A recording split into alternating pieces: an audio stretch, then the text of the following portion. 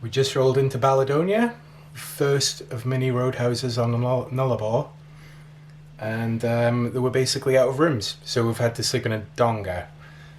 Which, hello Bonnie. Hi. It doesn't seem too bad actually. We've managed to cram all our junk in here. Yeah, so they have a museum in the roadhouse with remnants of Skylab. I don't know if we've talked about Skylab yet, but we'll get to that. So we're going to go check it out.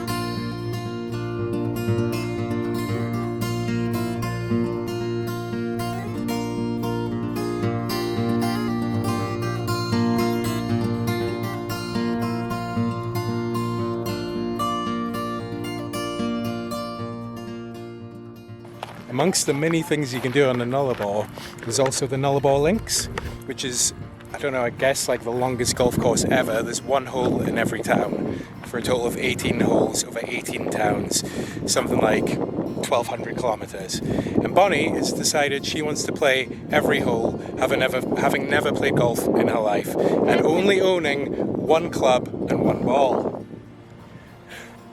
It's yellow, so you can't lose it. And I've played crazy golf before.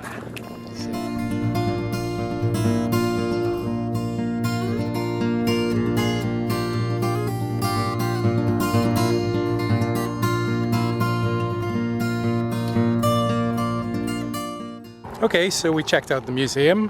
What did you think? That was pretty good.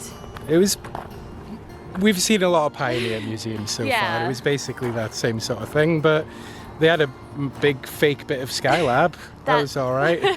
Hey, I appreciate any roadhouse or town that makes an effort and has a free museum. Yeah. I'm all about that music, the free museums, all about it. Point taken.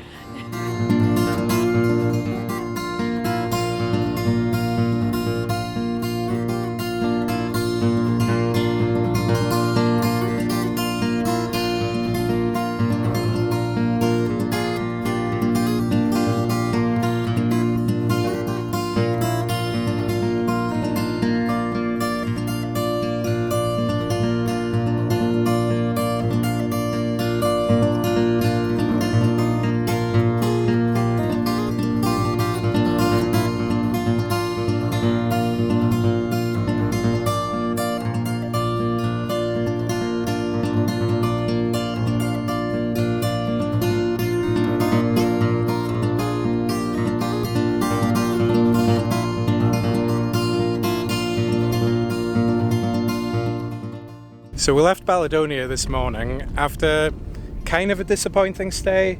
Like we kind of got screwed over in the food department. There was a huge coach arrived, and because they were catering to them, they wouldn't let us eat off the proper menu. So we had to order like toasties basically. A lot of disappointed grey nomads in the restaurant. Yeah, they weren't too happy. So that was disappointing, but other than that it was okay. We've kind of screwed up a bit today and we're not carrying as much water as we should be, but I think we've got enough to just see us through. It'll be okay. We're not too bothered though, because we just got to a personal pilgrimage of mine.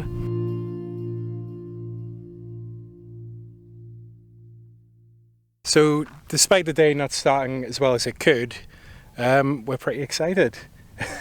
All right, you ready? Yeah. Let's do it.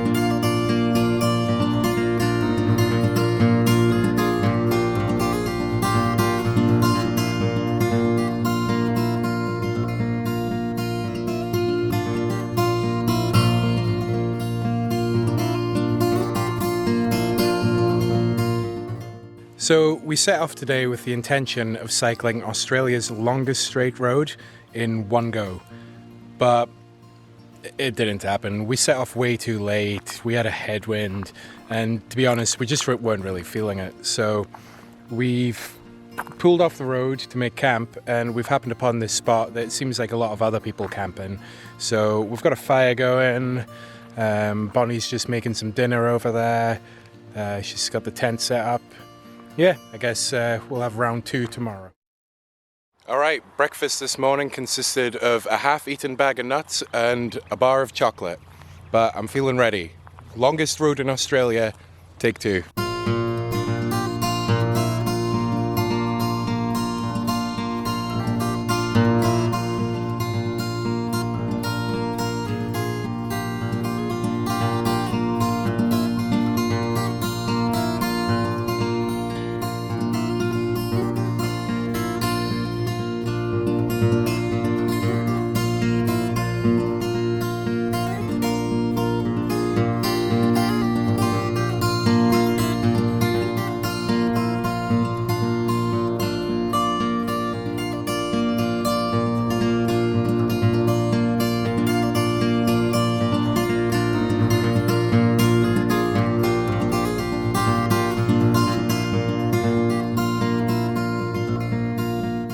Alright, so the water tank that we were hoping we could fill up from is completely empty.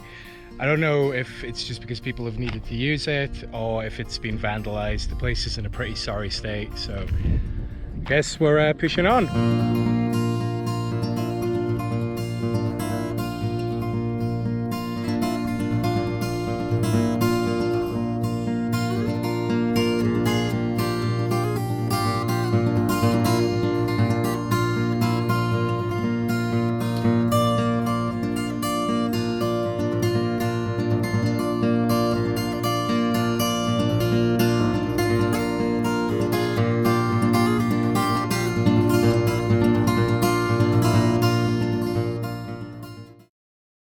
Okay, so right now we're about to explore the Caiguna Blowhole.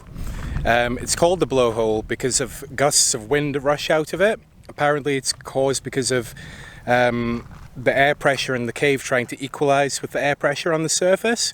If the air pressure on the top is greater, it's going to push air down into the cave, and vice versa. If there's less air pressure above, the cave's going to exhale and create the blowhole effect. Apparently all caves do it, but they're just a bit more vigorous on the Nullarbor.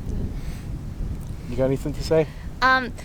Well, usually blowholes are next to the ocean. At least when I lived in Hawaii, that was always the case. So we just cycled 3 miles down this road behind us. I don't know if you can see it. On another wild goose chase. On another wild goose chase. When it was actually right here, next to the highway.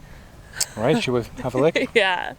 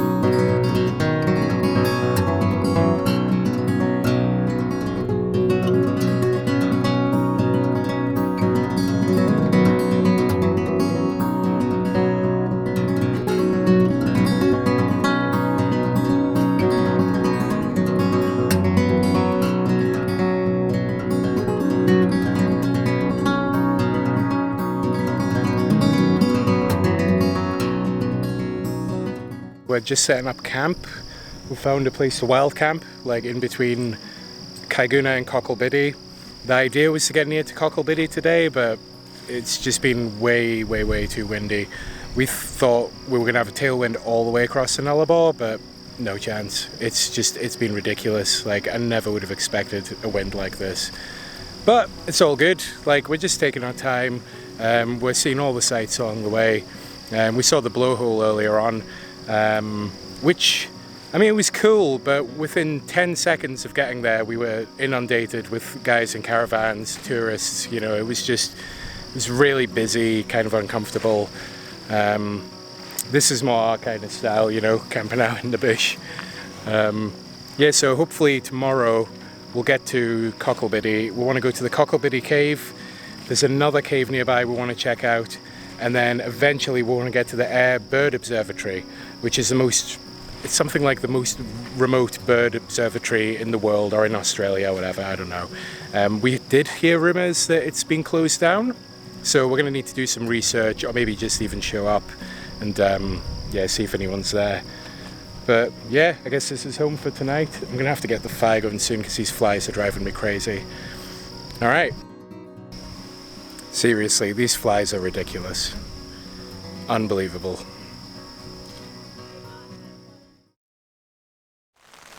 Okay, so we just woke up, and in typical fashion, after dealing with this awful headwind all week, now it's raining. We just heard thunder and lightning and all that stuff. I just went outside the tent for a minute and it started chucking it down.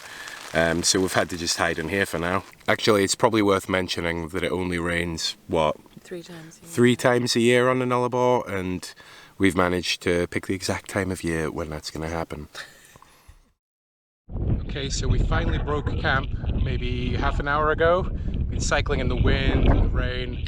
Now just look at this beautiful sky behind me. And now we are cycling into this.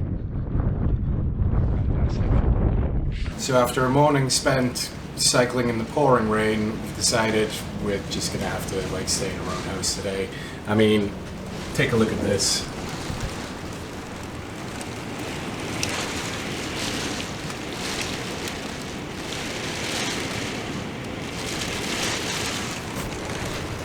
It's pretty bad out there. We've got no choice. We're just going to stay here for a day and a night, get all our internet stuff done, do what we need to do, and hopefully it dies off by tomorrow. This is getting ridiculous now. Like, every time we try to leave to go and do some laundry, it all kicks off again. Like, we're totally trapped here.